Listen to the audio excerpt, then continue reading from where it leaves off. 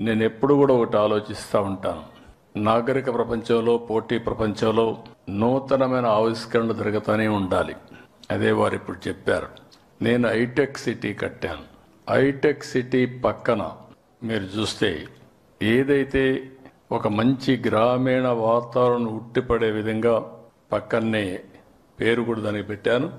వీరికి ఇచ్చింది అవధాని కేంద్రం. ఇంకొక పక్కన ఆయన పక్కనే అన్నమయ్య కళాక్షేత్రం కోసం అక్కడ ఇచ్చాం.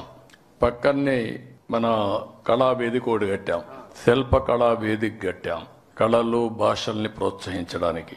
అంటే ఒక హైటెక్ కు ప్రాధాన్యత ఇస్తే ప్రపంచం మొత్తం గర్వంగా చెప్పగలుగుతున్నా 25 సంవత్సరాల్లో అమెరికాలో ఉండే అమెరికన్స్ కంటే 2 ఇంతల ఆదాయం సంపాదించిన జాతి ఏదైనా ఉందంటే తెలుగు జాతి. ఎన్నో యుగాలు కాదు, లేకుంటే శతాబ్దాలు కాదు, ఓన్లీ 25 సంవత్సరాలే మన కళ్ళ ముందర. అదే సమయంలో మన సాంప్రదాయాలు మరిచిపోకూడదని శిల్ప కళా వేదిక పెట్టాం, అవధాన కేంద్రం పెట్టాం, అదే మరి అన్నమయ్య క్షేత్రం కూడా పెట్టాం. ఇవన్నీ ఎందుకు గుర్తు చేస్తున్నానంటే చరిత్రను మర్చిపోతే మన వల్ల మనమే మర్చిపోతాం.